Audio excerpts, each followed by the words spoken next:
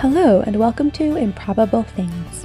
I'm J. Grace Pennington, and this is my podcast where I share 6 improbable thoughts before breakfast, which, for the purposes of this podcast, consists of 6 thoughts about reading, writing, or just storytelling in general. So I've got my 6 things ready this morning, and after another break of a couple of weeks, I am ready to get started. So before I dive into my 6 things, I wanted to share that just yesterday, I finally finished uploading my archive of this podcast to YouTube. And so from now on, the new episodes will be going straight onto YouTube as well, like as soon as they get out on Spotify and everything. So I'm really excited about that. I also have some other content ready to go on my YouTube channel. So I'm going to be sharing more about that over the next few weeks and start uploading some other things there that I'm really excited about. So if you haven't subscribed yet to my YouTube channel, that would be awesome if you don't mind. It is J. Grace Pennington on YouTube. Now that my podcasts are up there, I'm going to start getting audiobooks and some other fun things that I think are really going to be exciting. So thank you for listening to that pitch, and now I'll get started on those 6 things.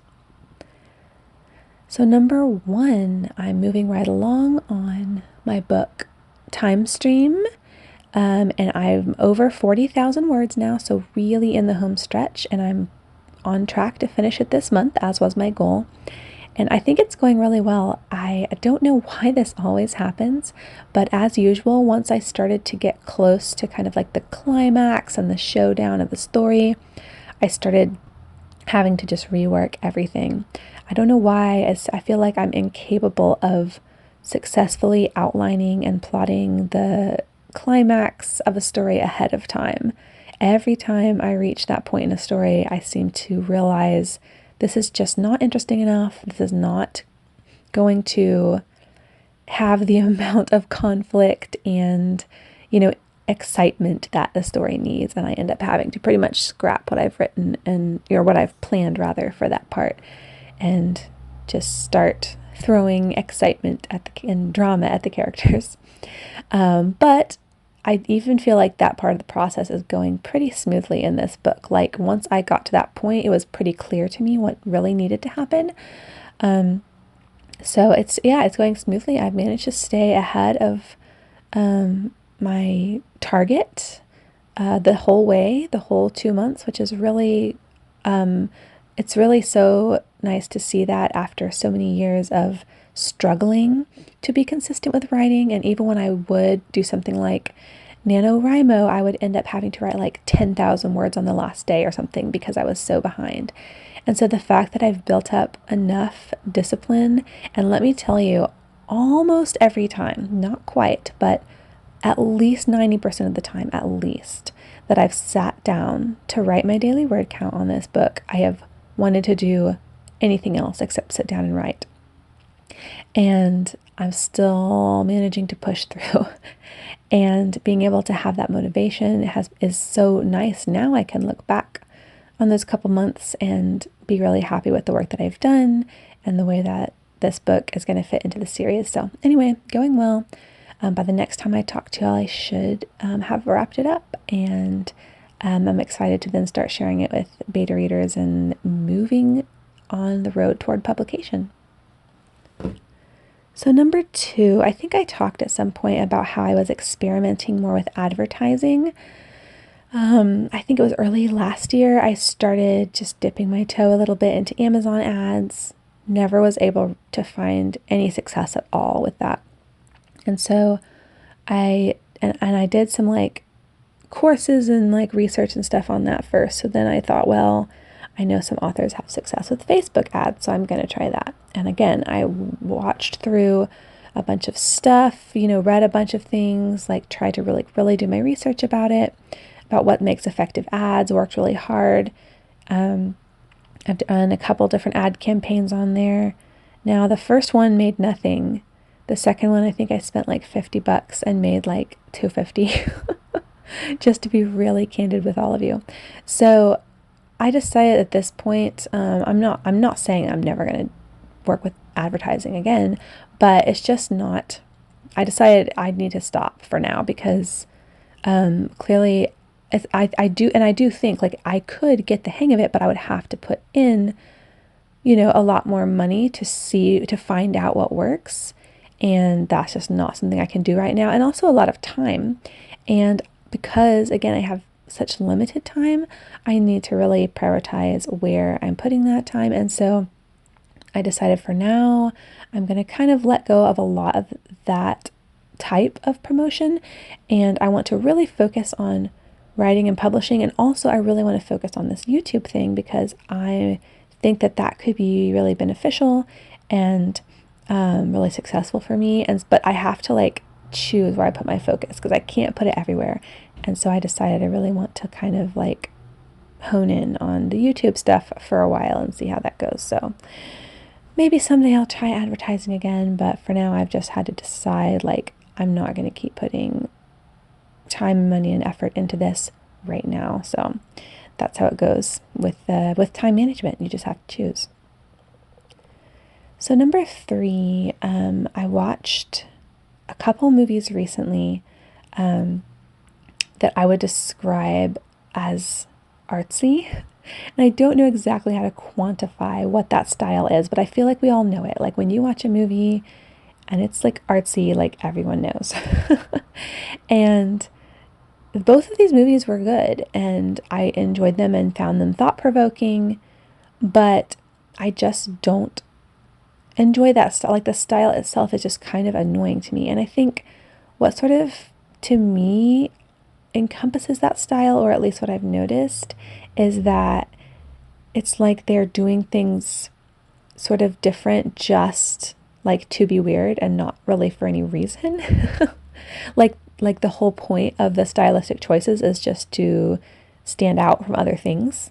It doesn't really add anything to the movie, at least obviously this is all my opinion, and that just is kind of annoying to me. Like I'm watching it going like, well, why did you choose like they'll have maybe some sort of music that would typically be considered lighthearted and they're putting it in kind of a stressful situation, but not, it doesn't like you could do that if there's a reason for it, like if that juxtaposition is adding something or communicating something. But in a lot of these cases, in like this type of movie, it doesn't, in my opinion, add anything. And so I'm just like, then why did you do that? So that's kind of got me thinking about stylistic choices in storytelling, and I might have more thoughts about that at some point. But anyway, I just wanted to bring it up basically just because it was annoying to me. And again, it doesn't, both of these movies, and just, for reference, the 2 movies were Finding Forrester and then the movie Moon.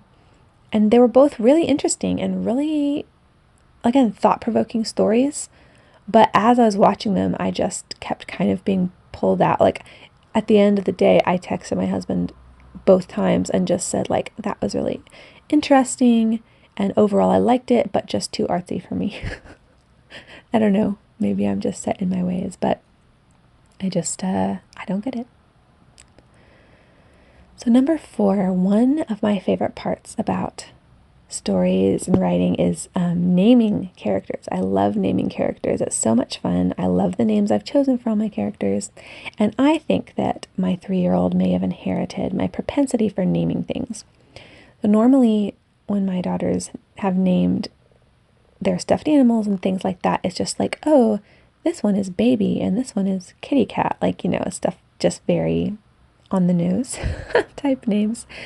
And my older 2 are starting to branch out, but neither of them would have done this when they were 3 years old. So my 3-year-old, she's obsessed with koalas. I'm sure I've mentioned that before. And she has several koala stuffed animals. So the number one, koala that she carries around with her everywhere, and it's, her absolute favorite. For a long time, its name has been Baby Grace, which I don't know if that's after me or after her, because her middle name is Grace, or after a baby named Grace in our church or what, but this koala's Baby Grace.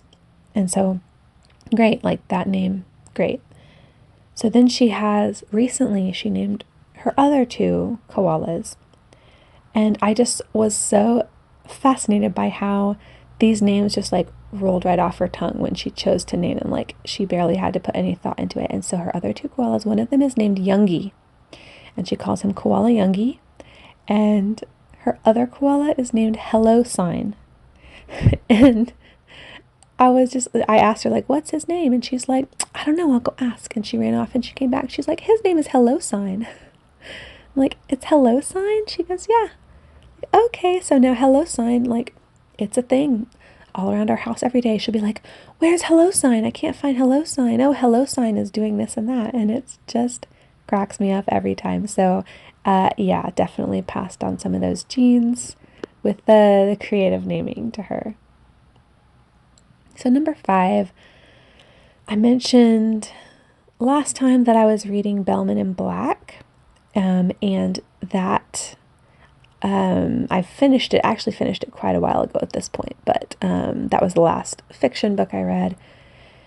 And so I thought I'd mention it, and I'm going to talk more about it in number 6. But I'll go ahead and say my book club got postponed to this week instead of last week, so we're actually going to be discussing it tonight, so it's on my mind again. And I need to go back and write a few more notes about it, because if I don't write notes, I tend to forget everything I have to say once I'm actually at book club. So I'm going to sit down this afternoon and do some of that. But yeah, Bellman and Black by Diane Sutterfield is what we read, and I will talk more about it in just a moment.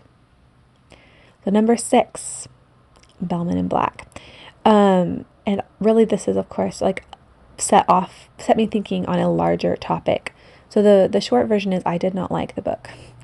And it just felt like there were a lot of things that kind of bugged me about it, and I wasn't really getting sucked in. I mentioned last time I was confused a lot, and I didn't really like the character and all this stuff, but it had this feel that it was all building towards something, like some kind of reveal or some kind of like bombshell was going to be dropped or something. Like I kept feeling like, okay, like the ending is going to be what makes or breaks this.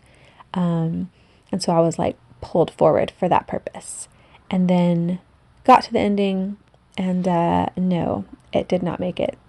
I was very disappointed. And so yeah, I didn't like the book, and it kind of got me thinking, I just feel like, you can like different stories. I mean, I say you, I'm talking about myself.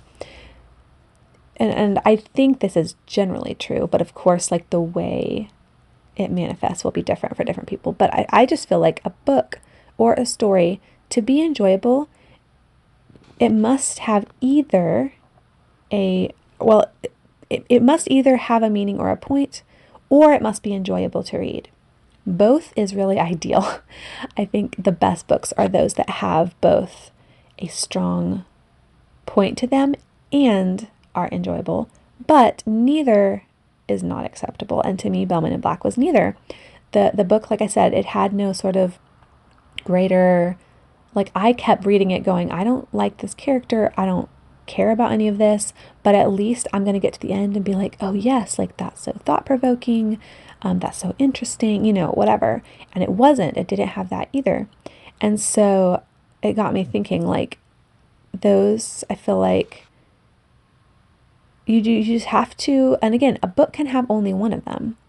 I think to be great, it has to have both, but it can just have one. And it got me thinking of some examples. So some examples of books that have a really strong point but are not enjoyable to read would be like 1984 or The Picture of Dorian Gray.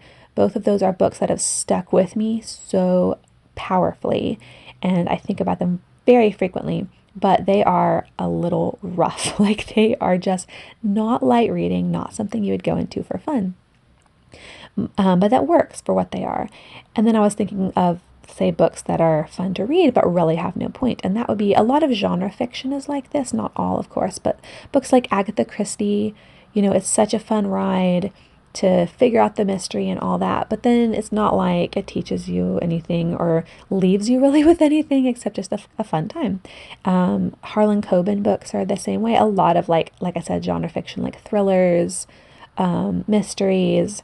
I don't read romance, but romance, same. Like it's there to be fun reading.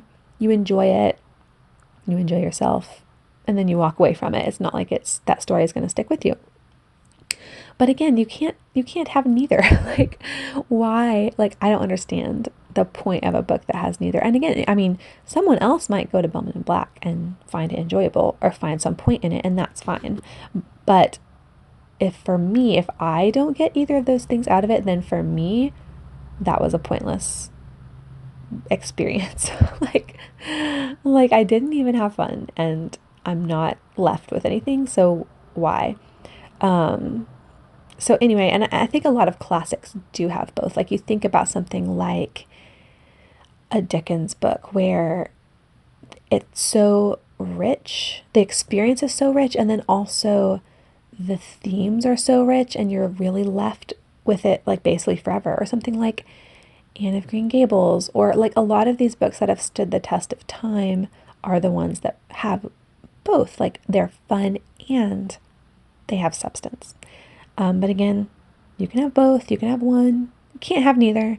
And to me, that was Bellman and Black. So I know there were people in book club that liked it a lot. So I'll be curious to hear their perspectives on the book. And maybe I can find out which one of those things they felt that it had, or maybe both, or like, who knows? I think it'll be an interesting discussion.